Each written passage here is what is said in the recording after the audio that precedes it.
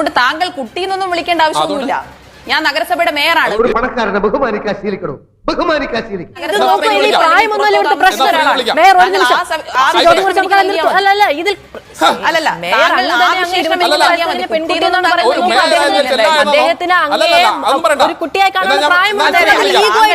ഇതൊന്നും വിശേഷിപ്പിച്ചുകൊണ്ട് പറയേണ്ട ആവശ്യമൊന്നുമില്ല. അയ്യോ കണ്ടാ തോന്നുകേട്ടാ, ഞാൻ ആളറിയാണ്ട് എന്തെങ്കിലും പോഴത്തരം പറഞ്ഞു പോയിട്ടുണ്ടെങ്കിൽ ചേച്ചി ക്ഷമിക്കണം.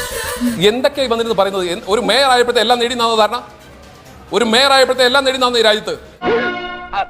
അല്ല അത് പിന്നെ സാമാന്യ മര്യാദകളില്ലാതെ ചർച്ചയിൽ പങ്കെടുക്കരുത്. അത് മേയർ അല്ല, ഇനി ഏത് പൊന്നുതമ്പുരാനായാലും ഇത്തരം ചർച്ചകളിൽ സാമാന്യ മര്യാദ പാലിക്കണം. ഏത് മേയർ ആയാലും. നല്ലോണം കിട്ടിയോ? സാമാന്യ ഭേദപ്പെട്ട രീതിയിൽ. എന്താടോ കാര്യം? What is the reason? കഴിഞ്ഞ ജൂൺ മാസം 30 അർദ്ധരാത്രി AKG സെന്റർ ആക്രമിക്കപ്പെടുന്നു. 57ാം നാൾ CPM തിരുവനന്തപുരം ജില്ലാ കമ്മിറ്റി ഓഫീസും ആക്രമിക്കപ്പെട്ടിരിക്കുന്നു. ശ്രീ ആര്യ രാജേന്ദ്രൻ, എന്തുകൊണ്ടാണ് RSS BJP എന്ന് CPM ആരോപിക്കുന്നു? വീട്ടിലെ കാരണവർക്ക് അടുപ്പിലുമാവാം. 1.5 വർഷക്കാലമായി തിരുവനന്തപുരം നഗരസഭ നടത്തുന്ന വികസന ജനക്ഷേമ പ്രവർത്തനങ്ങളെ തടസ്സപ്പെടുത്തുക എന്ന ലക്ഷ്യം മുന്നിൽ വെച്ചുകൊണ്ട് BJP നിരന്തരമായിട്ടുള്ള പ്രകോപനങ്ങൾ ഉണ്ടാക്കുന്ന സാഹചര്യമാണ്. അത് കൗൺസിൽ യോഗത്തിനകത്തടക്കം അത്തരം പ്രശ്നങ്ങളാണ് നാം നേരിട്ട് കണ്ടുകൊണ്ടിരിക്കുന്നത്. എന്താ നോക്കുന്നത്? നീ എന്താ തുറച്ചു നോക്കുന്നത്?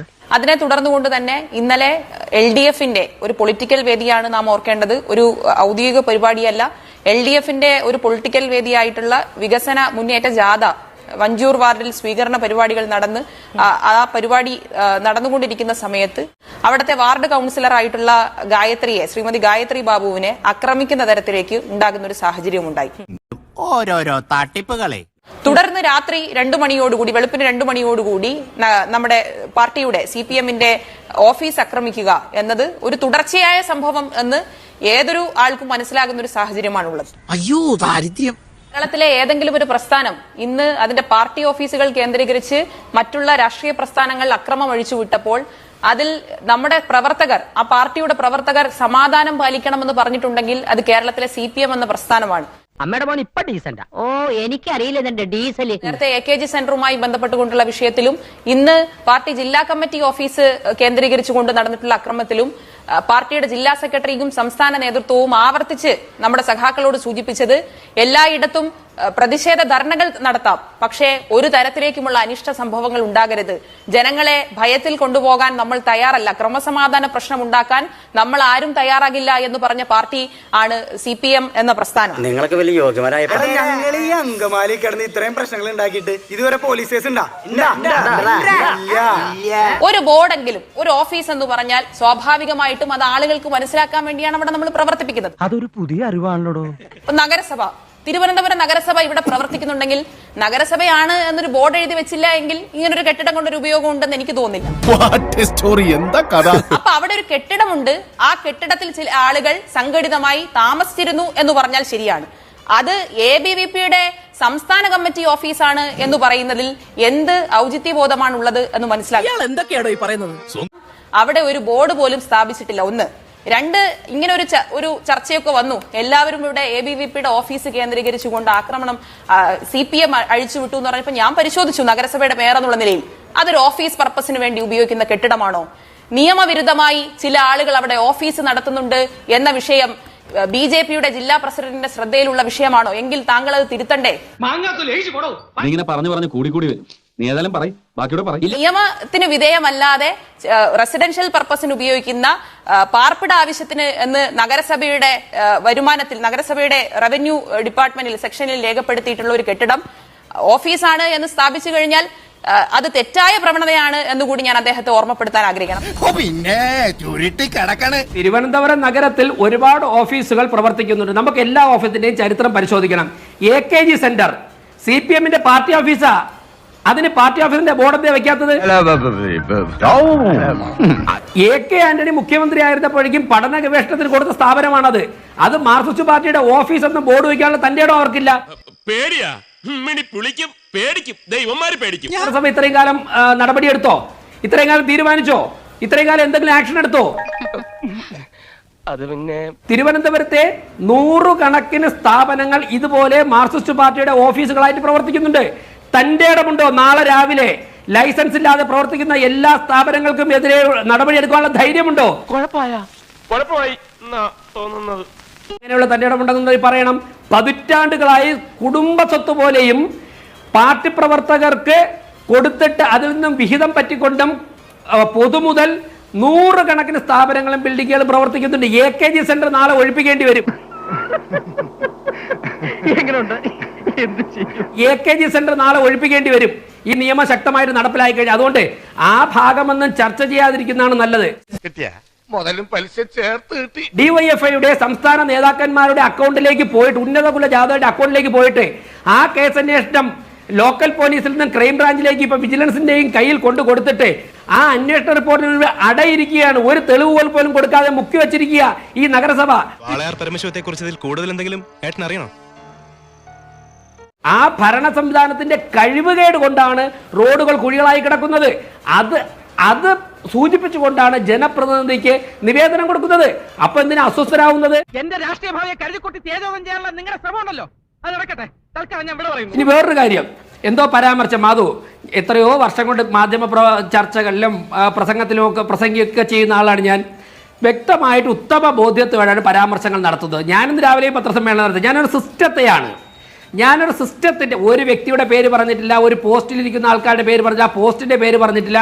ഒരു സിസ്റ്റത്തിന്റെ പക്വതയില്ലായ്മ തുറന്നു കാട്ടാൻ വേണ്ടി ഞാൻ സംസാരിച്ച് പത്രസമ്മേളനം നടത്തി. അത് പൊതുസമൂഹത്തിൽ ലഭ്യമാണ്. സ്വാഭാവികമായിട്ടും അത്തരത്തിലുള്ള പക്വത. അപ്പോൾ എന്തിനാണ് അച്ഛൻ പത്തായത്തിലില്ല അത് പറഞ്ഞത്? എന്നെ ഉദ്ദേശിച്ചാണ്, എന്നെ മാത്രം ഉദ്ദേശിച്ചാണ്, ഞങ്ങളെ ഉദ്ദേശിച്ചിട്ടാണ്. എന്തിനാണ് എന്റെ ഉത്തരവാദിത്വം ഏറ്റെടുക്കുന്നത്? ഞാനൊരു സിസ്റ്റത്തിന്റെ പക്വതയില്ലായ്മ, കഴിവില്ലായ്മ, ആ കഴിവില്ലായ്മ കൊണ്ട് ലക്ഷക്കണക്കിന് ജനങ്ങൾ ജീവിക്കുന്ന ഒരു നഗരം വീർപ്പ് മുട്ടുന്ന ഒരു അവസ്ഥ, ആ സാഹചര്യത്തെക്കുറിച്ച് പറയാൻ വേണ്ടിയുള്ള വാക്കുകൾ ഞാൻ ഉപയോഗിക്കും. അല്ലാതെ വിജയരാഘവൻ രമ്യ ഹരിദാസിനെ കുറിച്ച് പറഞ്ഞതുപോലെയുള്ള തോന്നിയാസങ്ങളാണ് ഞാൻ പറയുന്നത്. എന്തായിരിക്കും അവിടെ സംഭവിച്ചത്? അതും പൊളിഞ്ഞു. അത് എന്നെ സംഭവിച്ചത്. ഈ ചർച്ചയിൽ ഞാൻ ആരുടെയും പേര് പറഞ്ഞില്ല. ഞാൻ സിസ്റ്റത്തെയാണ് എപ്പോഴും, ആ സിസ്റ്റത്തെയും ആശയത്തിന്റെ പരാജയത്തെയുമാണ് പറയുന്നത്. ഈ ചർച്ച VV രാജേഷിനോട് അംഗം വെട്ടാനുള്ള ചർച്ചയല്ല. അങ്ങനെ ആക്കിയതിനെ ലാഘവ ബുദ്ധിയോടെ കാണരുത്. അത് ആശയ പാപ്പരത്വമാണ്, അത് രാഷ്ട്രീയമായി പക്വതയില്ലായ്മയാണ്. എനിക്ക് തലയ്ക്ക് സ്ഥിരതയില്ലെന്നാണ് നിങ്ങൾ പറഞ്ഞു വരുന്നത്. സത്യം അതാണെങ്കിലും അത് തുറന്നു പറഞ്ഞ് മാഷിന്റെ മനസ്സ് വേദനിപ്പിക്കുന്നത് എനിക്ക് ഇഷ്ടമുള്ള കാര്യമല്ല. അത് ശരി.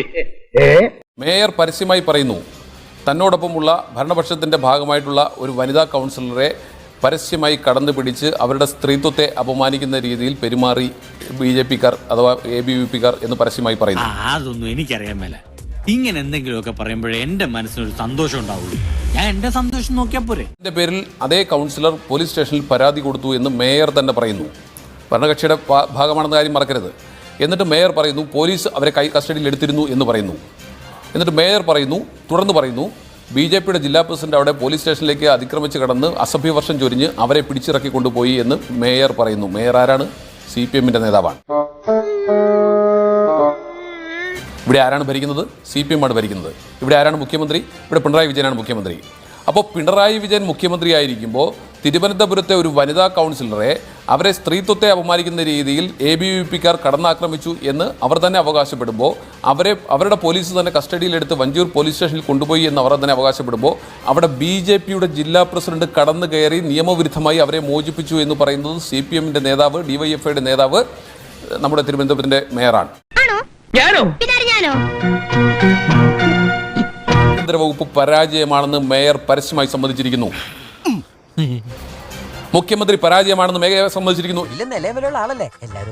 മേയറല്ലേ ഒരു കൗൺസിലറെ കടന്നാക്രമിച്ചു, അവരെ പോലീസ് കസ്റ്റഡിയിൽ എടുത്തുകൊണ്ട് പോയിട്ടും തന്നെ ഒരു സംശയം വേണ്ട. അത് പറയുമ്പോൾ നിനക്ക് ചൊറിഞ്ഞു കയറുന്നത്. ഞാൻ എന്ത് സംസാരിക്കണം തീരുമാനിക്കണം. താങ്കൾ സംസാരിക്കുമ്പോൾ പ്രായത്തെ ബഹുമാനിച്ചാണ്. താങ്കൾ സംസാരിക്കുമ്പോൾ ഞാൻ മൗനമായി ഇവിടെ കേട്ടുകൊണ്ടിരുന്നതാണ്. എന്റെ രാഷ്ട്രീയം പറയാനുള്ള അവകാശം എന്റേതാണ്.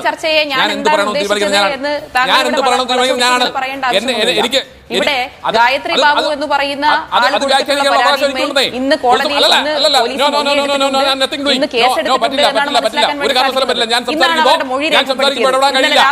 പിന്നെ ചെക്കന്റെ സ്വഭാവം കേട്ടിടത്തോളം അടിയായിരുന്നു ഭയങ്കര ടൈപ്പാ.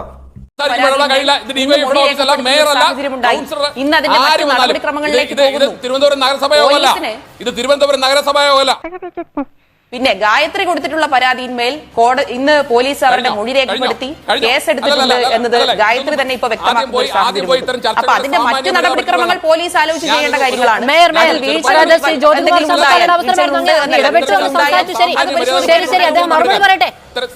ഇത്തരം സാമാന്യ മര്യാദകളില്ലാതെ ചർച്ചയിൽ പങ്കെടുക്കരുത്. അത് മേയർ അല്ല, ഇനി ഏത് പൊന്നുതമ്പുരാനായാലും ഇത്തരം ചർച്ചകളിൽ സാമാന്യ മര്യാദ പാലിക്കണം, ഏത് മേയറായാലും. പറയട്ടെ, ഇവിടെ ഞാൻ ഇവരാരും സംസാരിച്ച് ഇടപെട്ടിട്ടില്ല. ഞാൻ സംസാരിക്കുമ്പോൾ എന്തിനായി കുട്ടി ഇടപെടുന്നത്? ഇതെന്താ മേയർ കൗൺസിലറാണെന്ന് വായിച്ചോ? ഞാൻ എന്റെ പാർട്ടിയുടെ അഭിപ്രായം പറയാൻ വന്നിരിക്കുന്നത്. ഞാൻ പറയുമ്പോൾ അങ്ങനെ ഇടപെടാൻ ആരും ചുമതലപ്പെടുത്തിയിട്ടില്ല. ജ്യോതികുമാർ, അതൊക്കെ അവിടെ മതി. കുട്ടിയെന്നൊന്നും വിളിക്കണ്ട, ഞാൻ നഗരസഭയുടെ മേയറാണ്. അതുകൊണ്ട് താങ്കൾ കുട്ടിയെന്നൊന്നും വിളിക്കേണ്ട ആവശ്യമൊന്നുമില്ല.